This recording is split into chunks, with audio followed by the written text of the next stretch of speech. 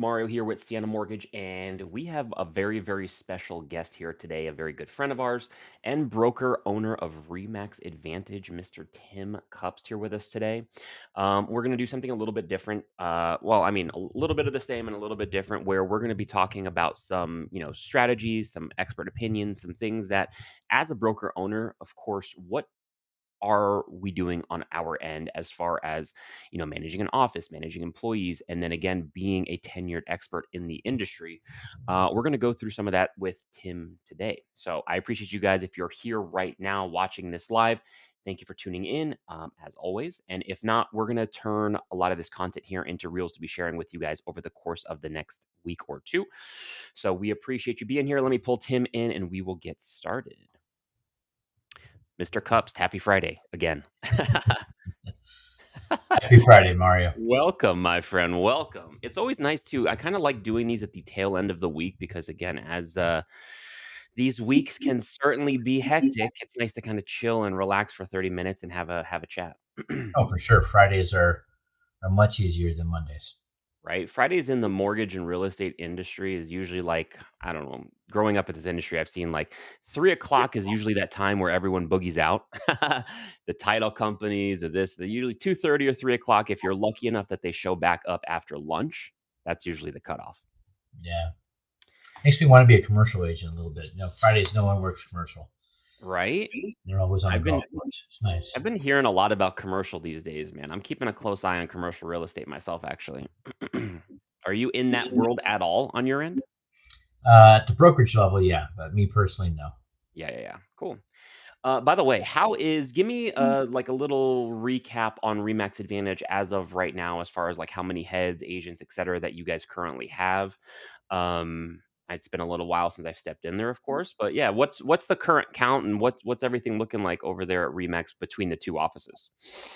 We have our offices in Henderson and in the original part of Summerlin. Right. We have 49 licensed agents. 39 of them are in production. Right. And the extra 10 agents are there to support property management arm that we have here. Awesome. Doing really well. We're 15% above last year. Where overall the market is only about 3% Good for above you last guys. year in terms of units and volume. And my agents are the average 18, 19 years experience, and do, I don't know, about $7 million on average for production. So it's a great group of people to support for me. Absolutely. I love what I do. 32 years in the business. I love what I do. Yeah.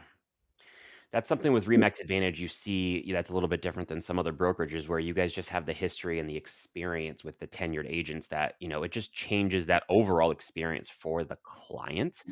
So yeah, I mean, I love how you have established that foundation there and you built that culture in the office with, again, that more seasoned, more tenured, experienced agent. So good job, man. You're crushing it.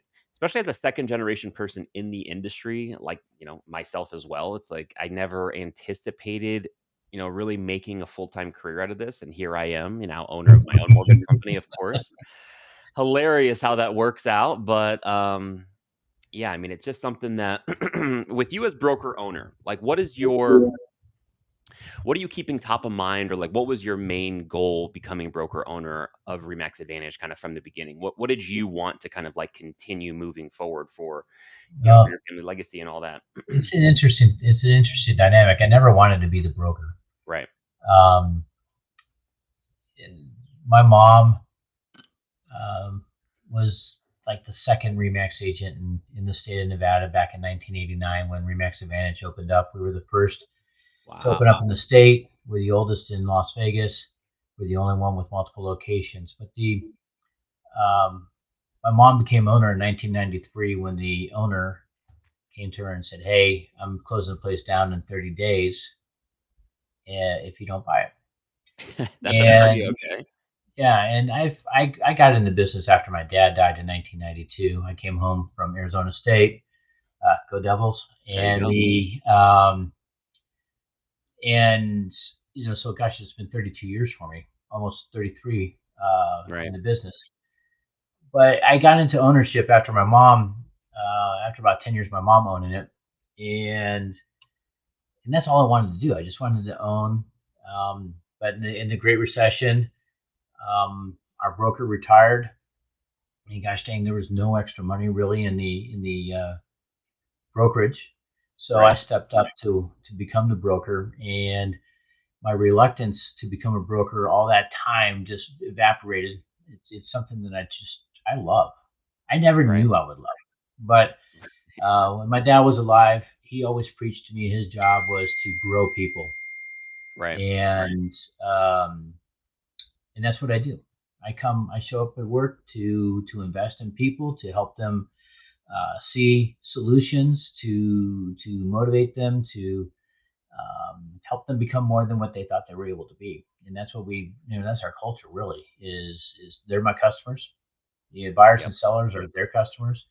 Agents are my customers, and I'm available for them all the time. So I think it's probably the most rewarding thing I've ever done in my life, other than coaching youth sports.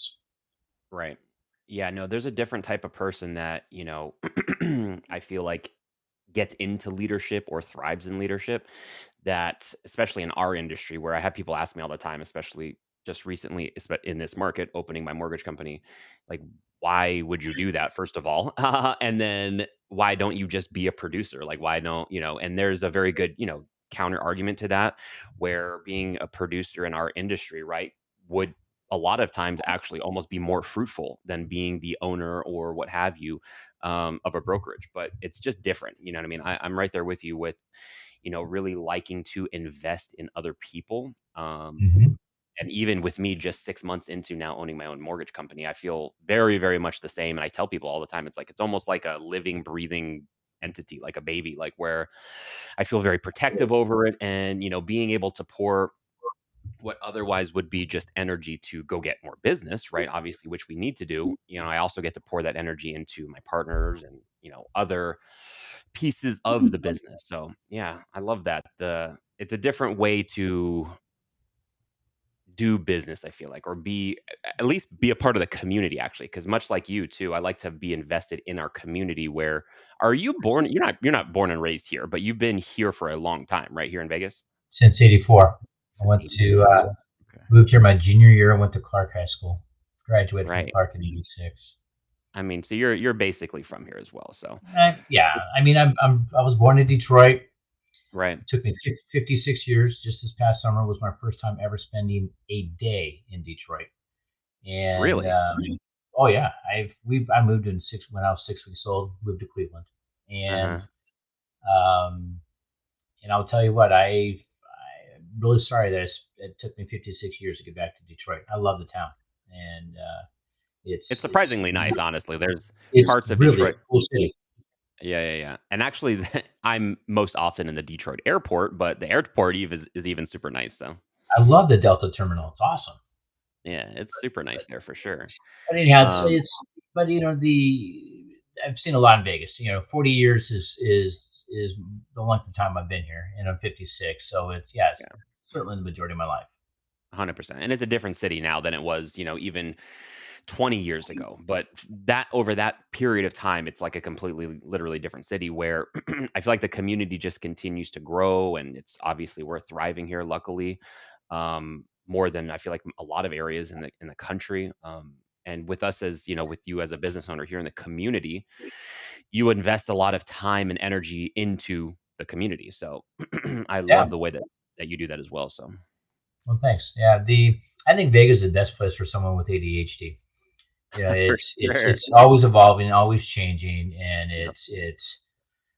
it's engaging. And I think this is the greatest town on the planet. I love being here. Raised my kids here. Both went to Coronado High School. Yep.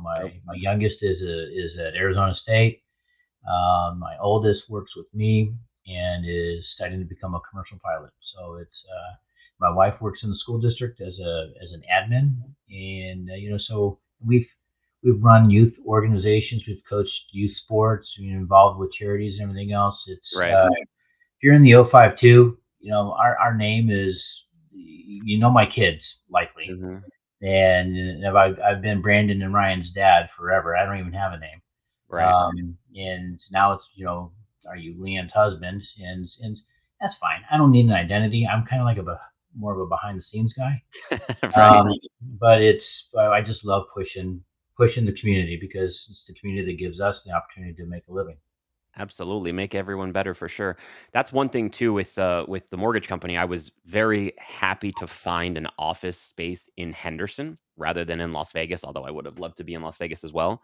But also when you drill down even more into the city of Henderson, just like you in the 052, I also, of course, am a Coronado graduate. Like my Mhm. office currently right across the street from Coronado in that Regis Suite is where I'm located. Like it's very although Vegas and Henderson is a very large area and we have a lot of a large population, it's such a small city and town. Like it honestly You're, is you're right. It is. insanely small, man. I cannot tell you how often I'm running into obviously someone we know, someone we grew up with, someone that we've done business with. It's the smallest of towns, and I go to small towns rather often, especially there in the Midwest, and it's crazy how small this town can be. Yep. That's one of I think that's one of the really cool things about it is, yeah, it's 2.3 million, 2.4 million people living here, but it's still a small town. Absolutely. I tell all of my new partners or new people to this area that you make sure you're right, you're doing business the right way and you watch what you're saying to the right people because we all, to 1 or 2 degrees, know each other or some way, shape, or form. So, Yeah, that's something I've employed on my kids so much. It's our name is unique, yeah, and so it's our last names are brand, so you got to take care of the brand all the time, and 100%. don't burn bridges. You don't turn people off. You just serve regardless of outcome, and just take care of everybody because you just never know. I mean, our name is so unique. Just one Right. bad thing, and phew, you're screwed. 100%. It's actually something that I share with our clients too. When we're getting those introductions and we're, building that foundation and base of trust with our clients, I make sure that they understand as a local partner and someone that works locally in the community, we go to the same restaurants as them. We go to the same movie theaters as them. We go, shop at the same grocery stores. And like, again, like you said, the reputation is so, so important. And for us to you know what I mean? You have to do the right thing for these people. Otherwise, you wouldn't be able to go to these places and show your face. You know what I mean? So Yep. it's No, different you're when right. you work with a local partner and someone that's there in your community alongside you. So cool. How is our? Oh, what were you gonna say? I wasn't gonna say anything. Oh, I thought I heard you. You're Have you fine. talked to Mr. Urich, our most recent first-time home buyer, since he bought his home a couple weeks ago? Absolutely. How's he doing? Doing great. It's That's what I love to hear. settling in, and matter of fact, we um, on Thanksgiving Yeah. we sent him a little text wishing him happy Thanksgiving and congratulations on his first of many Thanksgivings in his first home. Absolutely, man. I'm really, really stoked for Ryan. Just to give everyone here a little recap. So, Tim and I had a client of ours, a new first time home buyer that is an active duty member of the military that was actively stationed out of the country Mhm. during the entire buying process. How did you actually meet Ryan, Tim? Was he a referral to Yeah, you or came to us through a referral, awesome? and we just like, well, you were part of the process. We Right.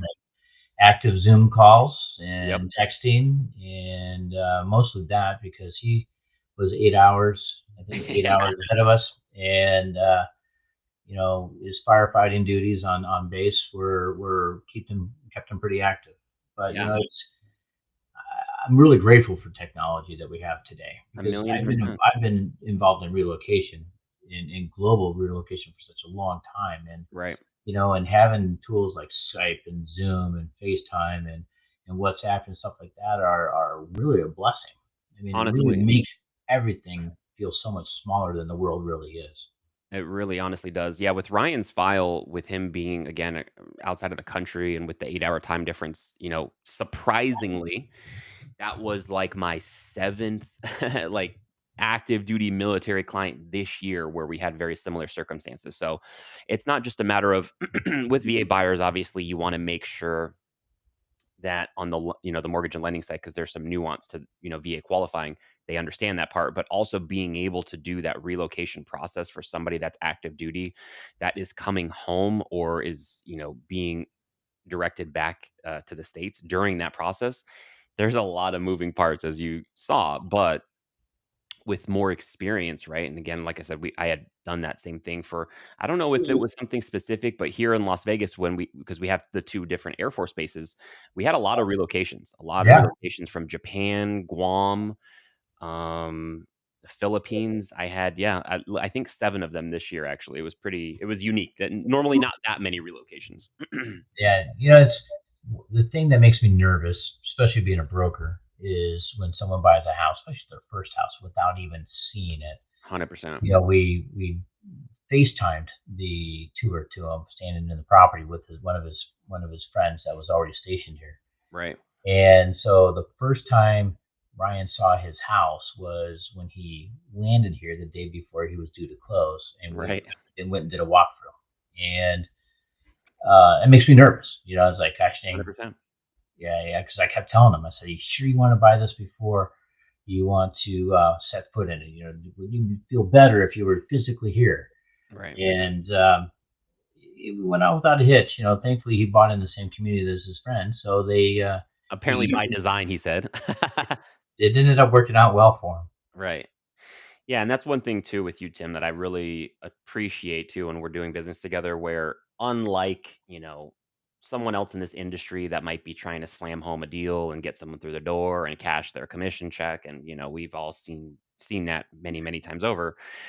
You're doing everything in your power to look out for that client because again of how important that reputation is to you, right? You're the expert, you're the broker owner. There's a lot, that you need to make sure of that client is taken care of the right way. So yeah, man, I love to hear that. It's great to obviously do business alongside you that way too, because it's important. It's never just about that one deal. And that's something too I tell all of my partners. It's, how many times will we help Ryan in the future again? How many times will Ryan, share our good graces with his active duty colleagues when he's on base or whatever. So Yeah. it's so much more than just that one little, finish line commission check. So No, it's the long game and it's the big picture. That's the most important thing. If you're in the business for a commission check, I think that you get found out pretty quick. yeah, that And is the beauty. the failure rate in this business is not strictly because people have a hard time finding business. It's also because they get found out 100%. and pushed out. So I want to make sure that when we get to the closing table, there's zero resistance or hesitation or second thought. 100%. Yeah, and that's, how business should be done in this industry. And like you've been in this industry pretty much your entire life. I've been in this industry and around it my entire life as well.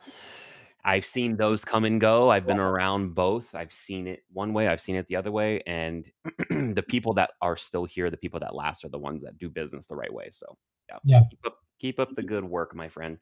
Thanks. What about just this year in general? Because that's one thing too with even opening a mortgage company this June, and having a lot of my partners that some are many, many years, many decades in the business, and some are this is their first or second year in the business and they're trying to learn it through this, kind of market. In my obviously my personal opinion, it's a market. It's just an ever-changing cyclical type of environment, right? But what have you had to deal with kind of on your end, especially having the employees and having maybe some that are a little bit newer or younger agents? I know that's not really your forte, but how have you guys kind of managed Yeah. through it? It's it's interesting. It's for the longest time. Um, if you are not an assertive person, you can let the market make you, Sure. and unfortunately, that happens a lot. Yep. And I firmly believe that you make the market. Agreed. So, and the um, and that's who I want to surround myself with is people that get up every single day and understand that they are completely irrelevant to the real estate market. They have to get out and make themselves relevant. Yes. Yep. They need to. The daily goal is to know one more person that they can serve than they did when they woke up that morning. That Right. they have a bit of knowledge in their head that they gain throughout the day that that they take to sleep that night that they didn't have the night before. Right. And the third thing that's really critical is they're always looking to build a bridge between someone in their network, Yeah. be it through vendor to a client or a client to a client, to build a community for babysitting or dog sitting or whatever it might be. You just handle those three things every single day. Yep. Know one more person, know one more bit of information, and build a bridge between someone in your network. Um, the business will take care of yourself. It's Yeah. serve regardless of outcome. Meaning, I'm not in it to get something out of you. I'm in it to just invest in you, and down the road, it'll take care of itself. You said it perfectly, my friend. That's the one thing that I was going to follow up with more above all else is the serving part. You know what I mean? Serving, whether it's your partners, your past clients, your community, your neighbors, your family, like that's the part where I feel like people get lost in, they're just not doing the actionable items. Okay, obviously, clearly you don't have a path to success, but they're not serving without the anticipation of getting something in return, which is very, very important, I feel like. And another part too that I see with younger agents, I don't know if you see this quite a lot, is where, and this is just general sales anyways, where people don't, they don't want to sell or feel like they're selling somebody something or whatever the case may be. And I feel like in real estate too, specifically like on the agent side, if you kind of wrap yourself up in that mentality where like you're selling something rather than providing value to someone or being solution based, problem solving for them, and people are going to be buying or selling real estate with or without you regardless. Yep. So it's like, how do you put yourself into that mix? Like what are your values that you're bringing to the table? To which I don't think that's selling at all. You know what I mean? Like by definition, you're selling, but that has nothing to do with sales, in my Yeah, opinion. Framed that way. I agree, Mara. A lot of people think the word sales is a bad word or something to shy away from, and it is if all you're in it is to just collect the paycheck. Right. But the selling is so many different things. Selling is caring, is Mhm. empathizing, it is educating, it is being willing to step away when Yep. it just isn't right. And sometimes you got to convince your clients to step away. Yeah. And also, and a lot of people are like, well, that goes your commission. Well, the reality of it is it builds the trust, it builds the foundation, it strengthens the relationship with the people, and you're going 100%. to cut that commission down the road. And sometimes it's just better to step back. But the reality of it is if you just think of yourself only as a salesperson, then maybe we'll get that cringe feeling about it. But the reality of Yep. it is we bring people together and to achieve goals, and through those goals we educate and we help people position themselves to just grow, period. And from a growing in terms of wealth, for generational wealth, they have a secure house. They're no longer susceptible to crazy rent increases from landlords that want stuff. It's Yeah. a place where they can come home to today and come home to 10 years from now, and it's theirs. And Right. it's just a sense of pride. Owning a house is an American dream, and I think being in a position to help broker that opportunity between buyers and sellers is a gift. If you could do it well and you do it for all the right reasons, it's a gift. Yeah, absolutely. I think it's, being able to have the opportunity to serve somebody on what is their, most valuable asset and the biggest moving part, in their life with their finances is, there's definitely a lot of pride that someone should take in that and being given that responsibility. So Yeah, way, way above a sale for sure. And that's another thing too with just real estate in general. I've had this conversation a lot with clients with, I feel like the home ownership piece of, kind of our financial assets are standing currently in the economy, like that the home ownership piece is the middle class. Like that's the last piece of the middle class. I feel like that's still like really left. And if you don't take advantage of home ownership, you don't make yourself a homeowner, you don't take that step into, you know, advancing that part of your life. I don't know how you get to the next stage. I don't know how you get to, whether you get to the upper class or not, or how you maintain, like, to me, home ownership is the remaining bastion of the middle class. I I don't disagree with that. It's just I can't remember the number. Is it like 42 times Yeah, the net worth of a homeowner versus that versus person's renter, yeah. rent? That's substantial. And It is. we have a large property management arm here. We have about 1,500 houses that we manage, and we got people that are in their 70s and 80s renting condos from us, and Right. they struggle sometimes to make those payments, and I feel bad. But it's and I don't know what their background is, what happened to them 20, 30, 40 years ago. But gosh, Right. the having the home and having it as a home, not as a like they were doing 15 years ago and pulling money out of it every other year. Um, Right. buying it to have it to pay it off, to have your shelter and some stability. That's what you should be doing. It's 100%. there's a lot of people out there say, "Hey, let's pull out credit and or equity and stuff and do these things." So many of us don't have that discipline that if you take the equity out of the house, Yeah. you make sure it shouldn't get paid back. Yep. Um, but owning a home to me is it is still the American dream, and it's the one place where people can possibly pass down some wealth from one generation to the next. Absolutely. Yeah, it's definitely the every man's opportunity. It's the one piece I feel like that every man or every person is given, that hopefully will one day get to take advantage of.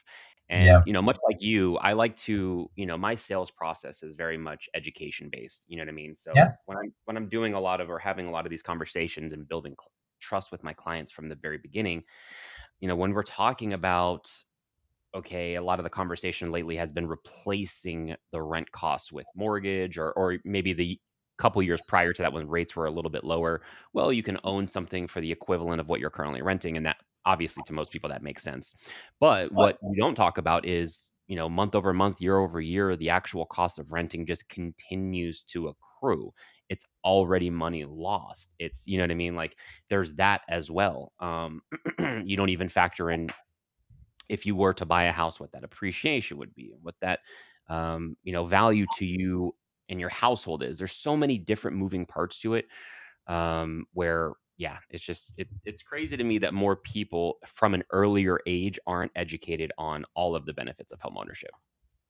well, But that's our job. that is our job. But Yeah. actually, I'm gonna not soapbox it too much, but Yeah, yeah. I think that your junior and senior year in high school, there should be more financial education.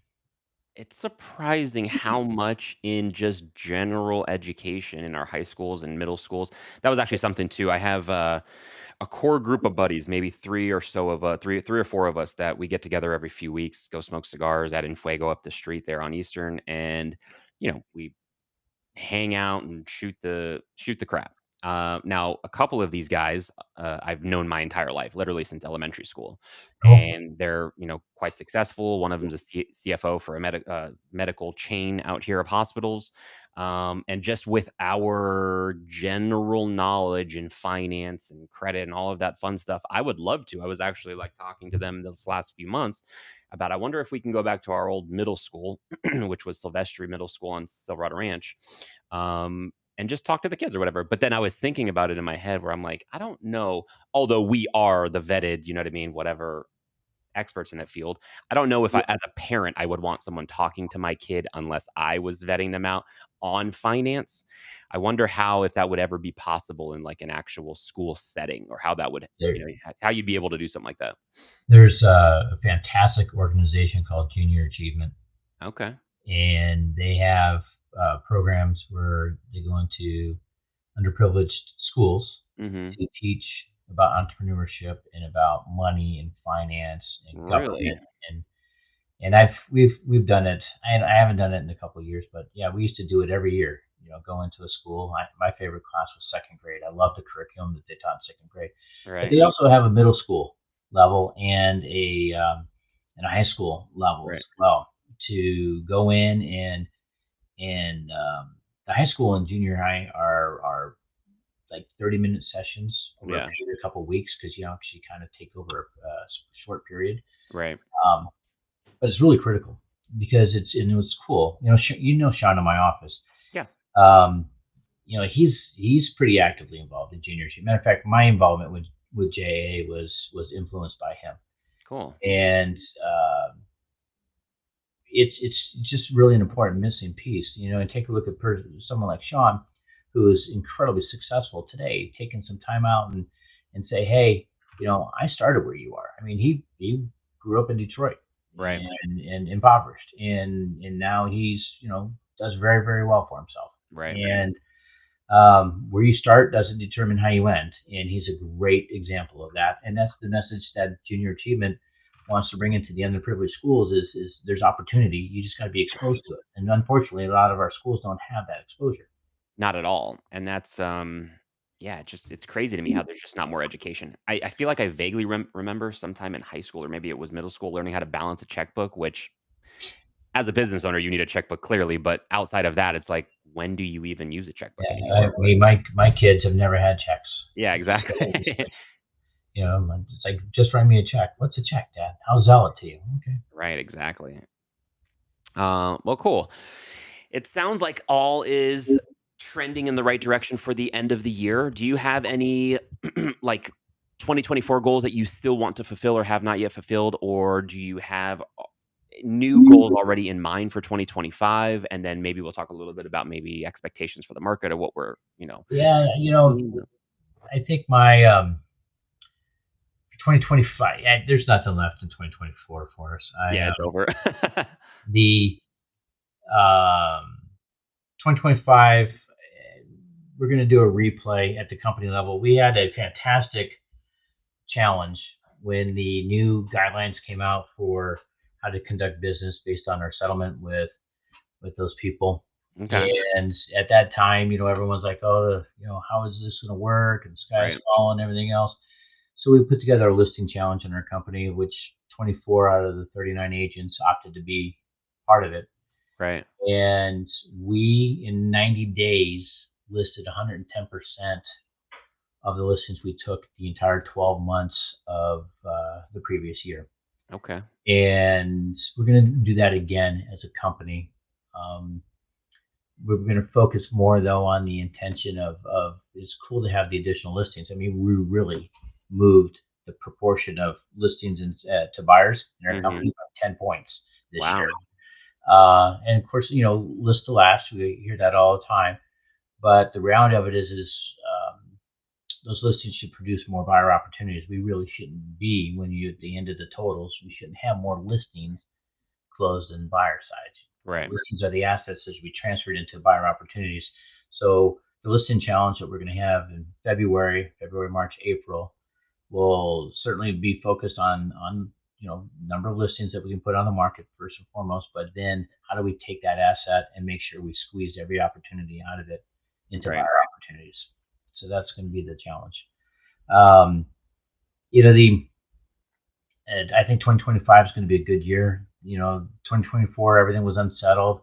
Politics made it way worse than it needed to be, Yep. and so we've whether you like where we are or not, the reality of it is the market's going to be settled. It's not like there's any uncertainty going forward in terms of leadership and how things are going to be. So I think people are going to be okay getting back out there and buying houses. So we want to make sure we're going to take advantage of every opportunity to serve everywhere.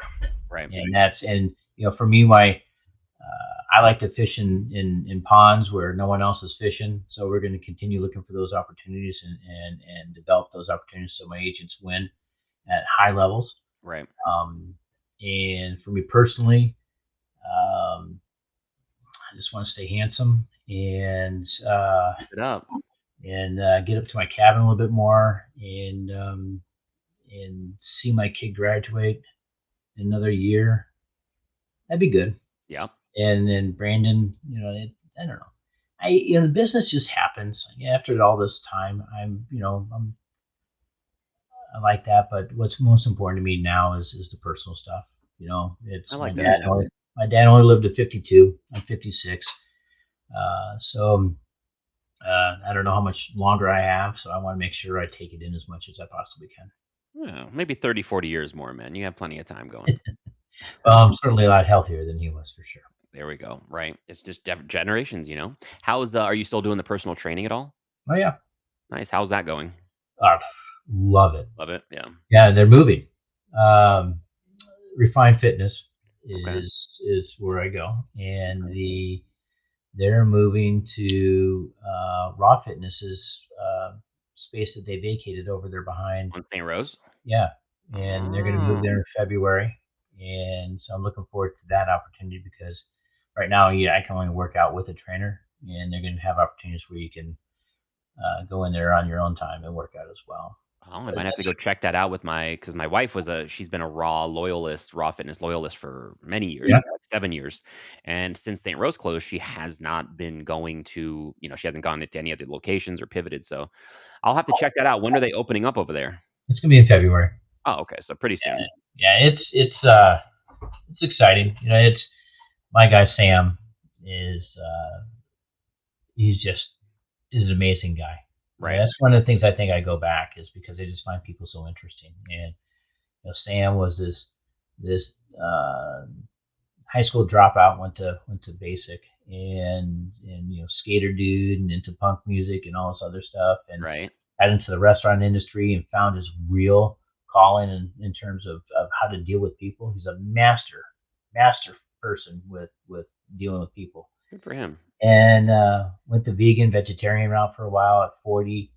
Um, Said, you know what, I'm not feeling very good. Started doing some more research, figured out that you know meat protein was important, animal Right. protein was important, and now this guy, I call him my doctor without a degree because when we're working out, he can just tell you everything there is I love about it. about your body and why it hurts and why it doesn't hurt and how this works and how that works, and it's absolutely fascinating. It's turned me on to like health and body um, sciences that I probably should have learned or paid attention to when I was in high school. So he's kinda marrying the 2 between fitness and, And like, and diet nutrition? and diet, yep, and Yeah. then working out. You know, it's crazy. It's fascinating. But I've worked out more in the last 2.5 years, you know, and dropped the 50 pounds that I've dropped Right. than I have probably since my junior year in high school. That's awesome, man. Well, keep up the good work. You look great. Yeah, I mean, for me this year and then going into next year too, that's one thing that if for those of people that are watching or those that are gonna watch this on, clips or rerun, is if I can make one suggestion for someone in the new year is to make sure that you're being intentional with your business, have a game plan, and make yourself an expert in whatever it is that you're doing. Whether that is something that you specialize in on the real estate side, or if you're in the mortgage space, something that, programs specifically, borrowers specifically, or whatever that you specialize on the mortgage side, be an expert in something. Because I that's one thing. I agree, Okay. Mario. You know, it's I think that's really the critical thing going forward for any real estate agent is to you to be able to deliver value, and value comes in a lot of different ways. But if you were to like, whether the most common is knowing your data, and know your data is you know what are things selling, what's the trend, what the supply is, so on and so forth. Right. If you're working with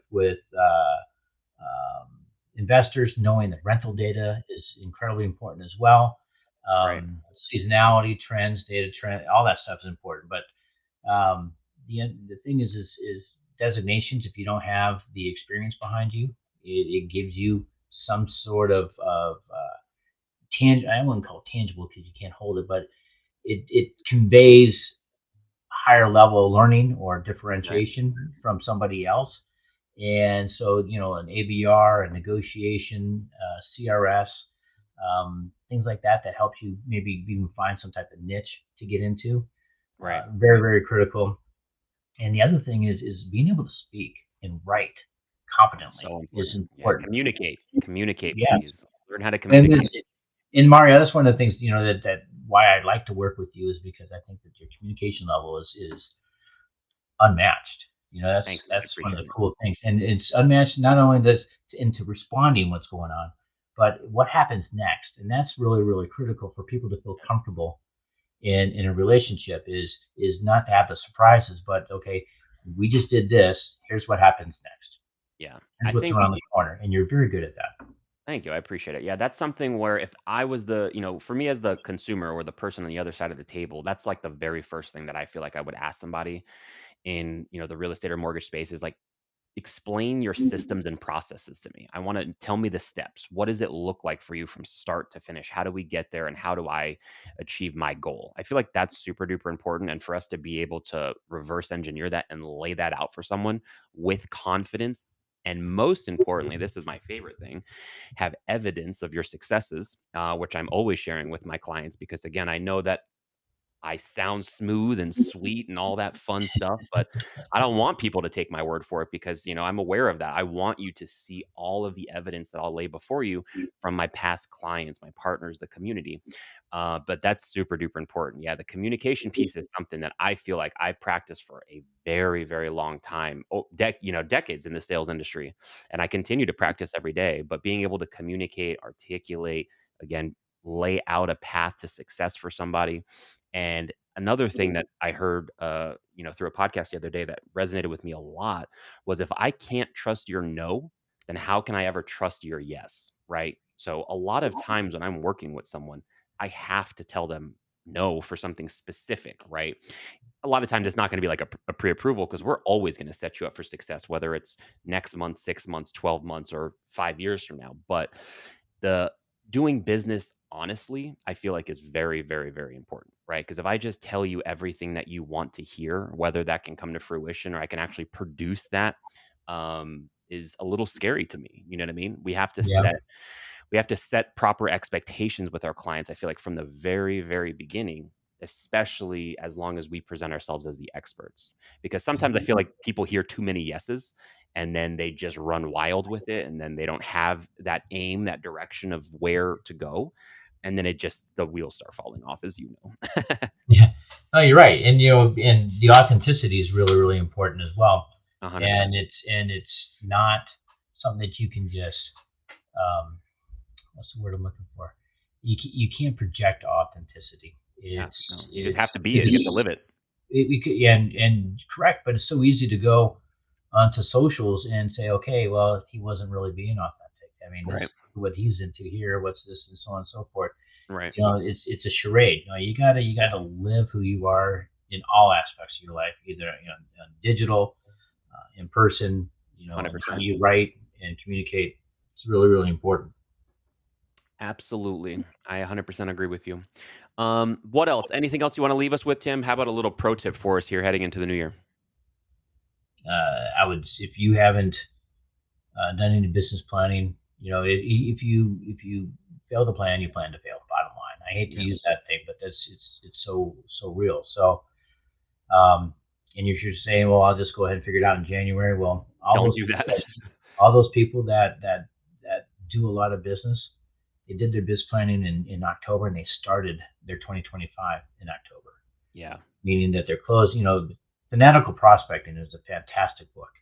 And it's like, if you ever just wonder what you're doing, if you don't have business today, it's what you were doing 90 days ago that determines 100%. where you are today. And so, but I think a lot of agents make business planning more difficult than it needs to be. Really simple. Find 3 or 4 different pillars from where you're going to get your business, and make sure you just develop plans to work it every day. You can't eat the fruit of a tree you don't plant. Right. And so you got to start planting, and you got to water it every day. You got to cure it. You got to prune it. You got to take care of it, Yep. and then you'll have those opportunities. But the other thing is in your pillars, don't have all these things that take a long time. Oh, I'm going to start a geographic farm. Well, that could take you 6 to 8 months to get anything out of it, unless you're really going to actively work it every Right. day with door knocking and mailers and open houses and stuff like that. Find some things that will produce earlier, sooner results. It's got to be a combination of everything. 100%. Yeah, it's a great pro tip. I mean, I would probably say that I'm like Q3. I'm already in Q3 for 2025 with my business, right? Yeah. As it's growing, it kind of makes things, you have to have a path. So yeah, that's a great pro tip. Do the work, put the work in. Don't just expect things to happen out of nowhere. Build a snowball. I tell all of my partners, especially that are young in the business and newer, build that snowball. You're not going to have deals probably for the next 30, 60, 90 days. But the more that you build that snowball and you invest in your business through all Yeah. of these different actionable items, right? The more that you'll see that snowball grow. So, And the other thing is humility. yeah, Uh, don't be too good for any opportunity to help 100%. somebody. And I'm even talking just people finding a rental homes. Yeah, Those people, will buy and sell down the road, and it's once again creating those relationships where you can truly be of service to people. yeah. And it's just fill up the bucket, nurture the bucket, and the bucket will take care of you. Bring some value without the expectation of something in return as well. Yep. That's one of my specialties. I feel like I love giving away and helping and doing stuff with my partners and bringing everything humanly possible to the table. And yeah, just No, there to it help. feels good, but that's what the Lord put us on planet to do, is Right. to just help others, serve others. Period. Absolutely. Here's one thing I have for you. I have not decided if I'm going to do this yet, and this will be my last thing I wanted to talk about. I've been talking to Jenny about this, and I'm considering at the end of the year here doing a pretty detailed, transparent kind of behind the scenes write up of what my second half of 2024 looked like, or just in general 2024, but the second half being, the owner of my mortgage company and what that actually looked like, what were the actual numbers, what were the actual goals achieved, so on and so forth, and like really digging into it. What do you think about that? I feel like it could be helpful. I feel like for a lot of people in the industry, just to see some maybe actual numbers or I did to get to those numbers or whatever. But I'm also, want to be respectful to people as well. So, how do you feel Well, about I what's it going to look like? I mean, are you talking about how many people you talk to versus how many loan apps were taken versus how many not people not got closing? not to the minutia like that. Yeah, I don't want to get super granular like that, but To like kind me, of. that's I think to me that would actually have some value, because in the real estate world, it's not unlike you guys in the mortgage world, where you talk to a hell of a lot of people We just to definitely get track this. conversion. Yeah. Yeah, and so you know, I think a lot of real estate agents, I think they would have um, what's the word? I think a better idea of what it really takes to do in this business when they know that there's a lot more people out there just like them Right. versus the pretend superstars that you see on Instagram and the booking faces. Right. It's there are. I mean, there's some big ballers that and rightfully so. They've earned Right. everything that they got, but it's so full of pretense. Yeah. If they were to see that in order to get these 20 deals closed, they talked to 190 different people about buying or selling a house and got down to 100%. 40 different appointments and ended up with 20 closings. Yep. I think that can actually be really helpful. Yeah. But you know, and every agent should know where their business comes from. And I'm not talking about where their closings came from, but when their opportunities to talk to somebody came Yeah. from. Because when you take a look at that and say, well, gosh dang, I had 14 referral opportunities from out of state, and I only converted 3 of them, Right. and 9 of them never showed up, and the other 2 went through somebody else. That's where you really start to learn how you can build yourself to be better in your business. It's not 100%. closings. It's why didn't you convert those opportunities? Yeah. And so I think that's a really big analysis. That's what I would do for any business. Yeah, I like that. Yeah, you can't have closings without the opportunities, and then you can't have the opportunities without the actions and items that you're doing to get them. So, I like that Truth. a lot. So, out of curiosity, have you seen my car? What I did in my car lately? I did. I did. Nice, man. I'm just waiting to drive up on you. Yeah, every I'm, every so often I forget what I did to my own car. By the way, guys, if you do not know, I put an entire wrap around my car with my face on it and my company stuff. It's hilarious. But I'll be I think driving around, just yeah, talking on the phone or something, and people will be honking at me or like oh, rolling the window down, and I'm just like, "What the hell?" Oh, okay, yeah, yeah. But my wife quickly yeah. reminds me I of that. So I back in 2001, we had a PT Cruiser right, that okay, we nice. that we we That was all did the our rage. yeah, we did our team stuff on it and everything else. Never put my face on anything because once Okay, again, I tend to like to be a little bit, behind the scenes. I I don't got like my you. face on everything, but no, I think it's bold. I love it, because the standout, it's marketing, it's advertising that you're already driving around the car. Now it's wrapped, I'm all and in. then you can pay yourself a marketing fee and take advantage of tax deduction as a result. There you go. The only downside to it, so this is the only thing that I've seen so far outside of the occasional honk and, whatever, is so Jenny and I go to a lot of shows here, and as you know, kind of like leaving the shows or leaving a Knights game or whatever, when you get stuck in the when you get stuck in the parking garages, and then it starts getting hot and heavy, and people are honking, and I'm like, my face is on the side of my car. I need to be as behaved as possible. It forces you to behave, huh? Keeps me as a good boy. Yes, exactly. All right. Well, Tim, I appreciate you joining and hanging out with me for a little bit. Tell Leanne we said hi. Tell the boys we said hi, and we'll see you at our dinner on the 27th. Sounds perfect, Mario. Thank you, man. All right, buddy. Happy Take it easy. Happy Christmas. Yeah. Merry Christmas, buddy. Happy holidays. All right, thanks.